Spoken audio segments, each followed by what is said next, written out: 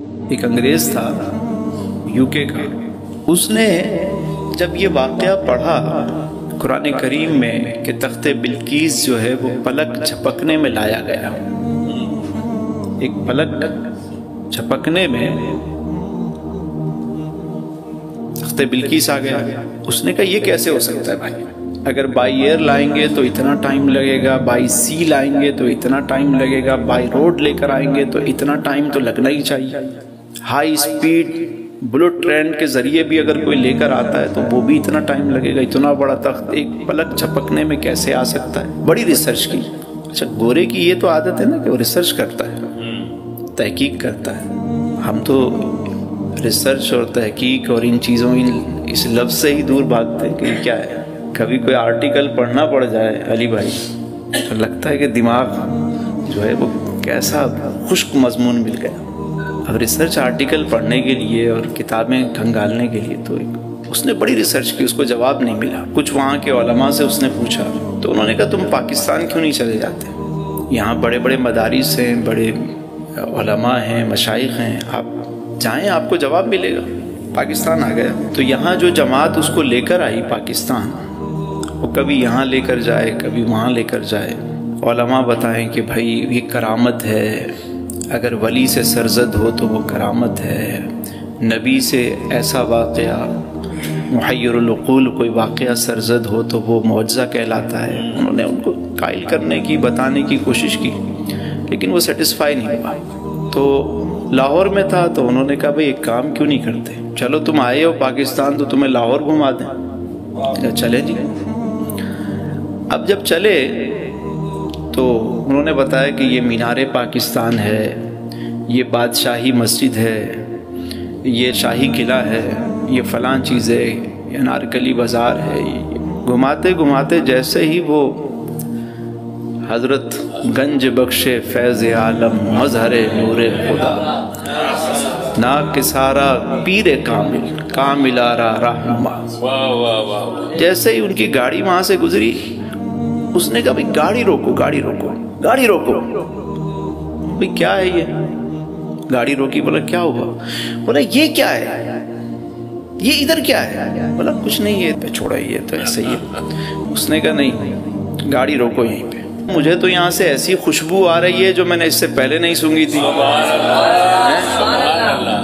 کہنے لگا مجھے لے کر چلو یہاں پہ، چلو۔ انہوں نے کہا چلو بھائی اب مہمان ہے تو چلو اس کو لے گئے۔ بھائی اندر لے کر گئے جب اس کو، تو جیسے ہی اندر لے کر گئے کیا دیکھتے ہیں، سامنے ایک بابا کھڑے ہیں، بزرگ ہیں، ان کے ہاتھ میں جو ہے وہ کیتلی ہے اور دوسرے ہاتھ میں کپ ہے۔ کہا چائے پیو گے؟ کہا یس۔ گورے نے جب وہ چائے کا کپ ہاتھ میں پکڑا تو وہیں گرا اور بے ہوش ہو گیا، وہیں گرا اور بھگدڑ مچ گئی۔ بھائی پانی وانی لایا، اس کو ڈالا گیا، چھڑے ہوا کیا، یہ اچانک سے گرا اور بے ہوش ہو گیا۔ ہوش آیا تو کہا وہ بندہ کہاں ہے جس نے چائے سرو کی تھی؟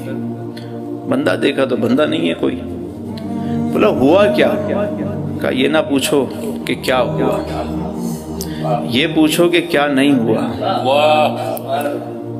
ہوا کیا بتاؤ گے بھی؟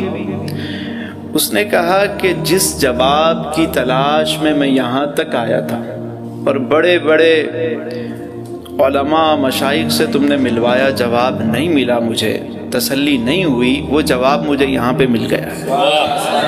سبحان اللہ۔ انہوں نے کہا وہ کیسے؟ کہنے لگے وہ ایسے کہ یہ جو کپ میرے ہاتھ میں تمہیں نظر آ رہا ہے کافی کا، یہ وہ ہے کہ جسے میں پکڑ کر اپنے بیڈ روم میں بیٹھ کر جس کپ میں میں کافی پیا کرتا تھا، وہی کپ اس میں مجھے انہوں نے چائے پیش کی، اسی کپ میں انہوں نے مجھے چائے پیش کی، اور مجھے جواب دے دیا کہ جیسے تمہارے بیڈ روم سے یہ کپ یہاں پر آیا ہے نا، ایسے ہی تخت بلقیس وہاں سے یہاں پہنچا تھا۔ سبحان اللہ، سبحان اللہ۔ اچھا، جب میں نے یہ واقعہ سنا نا تو میں نے کہا یار ہمارے یہاں تو ویسے بھی بڑے بڑے واقعات سنا دیے جاتے ہیں بابا کرنے کے لیے۔ میں نے کہا یار یہ بات جو ہے نا وہ ریسرچ کرنی چاہیے اس بات میں. میں جب لاہور گیا داتا صاحب کے مزار پہ تو وہاں کے جو خدام ہیں متولی ہیں وہ میرے جاننے والے ہیں جاوید صاحب. تو میں نے ان کو فون کیا, میں نے کہا یار مجھے ملنا ہے, آ جائیں ویلکم. میں نے کہا اس طرح کا کوئی واقعہ ہوا تھا؟ کہنے لگے ہاں ہوا ہے. میں نے کہا وہ پھر اس کے بعد وہ شخص اس نے کہا جس کو یو کے جانا ہے جائے, جس کو جہاں جانا ہے جائے. مجھے میرا جواب مل گیا, جس جواب کے لیے وہاں سے یہاں تک آیا تھا اب میں یہ در چھوڑ کے کہیں نہیں جاؤں گا. ساری زندگی اس نے وہیں گزار دی, انتقال بھی وہیں ہوا اور مزار کے احاطے میں ہی اس کی تدفین ہوئی. تو میں نے کہا یہ تو جب تدفین ہوئی ہے تو ان کی قبر بھی ہوگی, لحد ہوگی. میں گیا تو میں نے کہا جی مجھے وہاں لے چلو, میں نے دیکھنا ہے. تو وہ نیچے لے کر گئے مجھے اور وہاں پر انہوں نے مجھے وہ قبر دکھائی. فاروق احمد اس کا نام, بعد میں فاروق احمد اس کا نام دیا گیا. ابھی بھی کوئی ریسرچ کرنا چاہے تو چلا جائے, مزار کے نیچے جہاں لنگر خانہ ہے اس کے پاس ہی جا کر وہ ان کی قبر کو, اور وہاں پہ پوری ڈیٹیل کے ساتھ ان کے بارے میں جو ہے وہ لکھا ہوا ہے. تو اب آپ دیکھیے کہ وہی مزار ہے, ہزاروں لوگ گزرتے ہیں لیکن خوشبو کس کو آئی؟ خوشبو کس کو آئی؟ بس یہ یاد رکھیے گا, جس نے آنکھ دیے نا نظارہ بھی اسی نے پیدا کیا ہے, جس نے کان دیے ہیں نغمہ بھی اسی نے عطا کیا ہے. بس محسوس کرنے والا ہو, جب ادھر دل لگائیں گے تو ہر چیز خود بتائے گی آپ کو.